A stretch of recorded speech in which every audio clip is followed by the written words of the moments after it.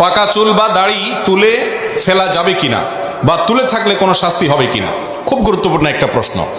অনেক সময় দেখা যায় আমাদের মাথার চুল একটা দুইটা বা কয়েকটা পেকে যায়, অনেক লোক সেগুলোকে খুঁজে খুঁজে তুলে ফেলেন কারণ তিনি বুড়া হতে চান না।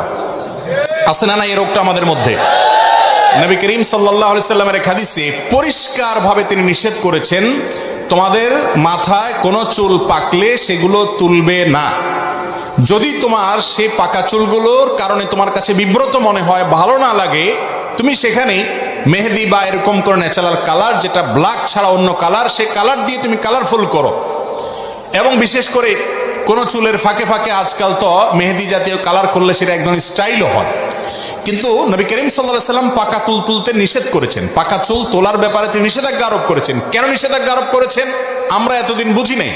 আমি গত কয়েকদিন আগে এই নিয়ে অনলাইনে ঘাটাঘাটি করতে করতে দেখলাম যে পৃথিবীর অনেক দেশের বড় বড় বিজ্ঞানীরা গবেষণা করে রীতিমতো এগুলোর উপরে অনেক দারুণ দারুণ তথ্য আমাদেরকে দিয়েছেন। এর মধ্যে একটা তথ্য বাংলাদেশের সম্ভবত চ্যানেল আইতে, চ্যানেলের অনলাইনে এবং আরও কয়েকটা জাতীয় দৈনিকে এই গবেষণাগুলোর উপরে বেশ কয়েকটা রিপোর্ট প্রতিবেদন আমি দেখেছি। সেগুলোতে লেখা হয়েছে যে অনেক গবেষকরা বলেছেন যদি কারোর মাথার চুল পেকে যায় সেটা যদি তুলে ফেলা হয়, পাকা চুল তুললে ওই জায়গায় অনেক সময় ইনফেকশন হতে পারে, ক্যান্সার পর্যন্ত হতে পারে, আরও অনেক ব্যাধি পর্যন্ত হতে পারে। আর এছাড়াও এটা নানা দিক থেকে মানুষের স্বাস্থ্যের জন্য ক্ষতিকর, এই জন্য বিজ্ঞানও নিষেধ করে। মজার বিষয় হলো আমার নবী করিম সাল্লাল্লাহু আলাইহি সাল্লাম যেটা 1400 বছর আগে নিষেধ করে রেখে দিয়েছেন, কেন নিষেধ করেছেন আমাদের বুঝে আসেনি। এখন বিজ্ঞান প্রমাণ করে দিয়েছে যে তার নিষেধাজ্ঞার যথার্থতা আছে, রহস্য আছে।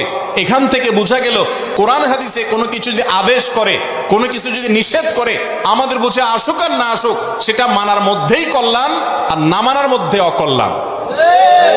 অতএব মাথার চুল যদি পেকে যায় তো সেগুলো তোলা এটা ভালো না, স্বাস্থ্যের জন্য ক্ষতিকর প্রমাণিত। নবী করিম সাল্লাল্লাহু আলাইহি ওয়াসাল্লাম হাদিসেও সেটা নিষিদ্ধ।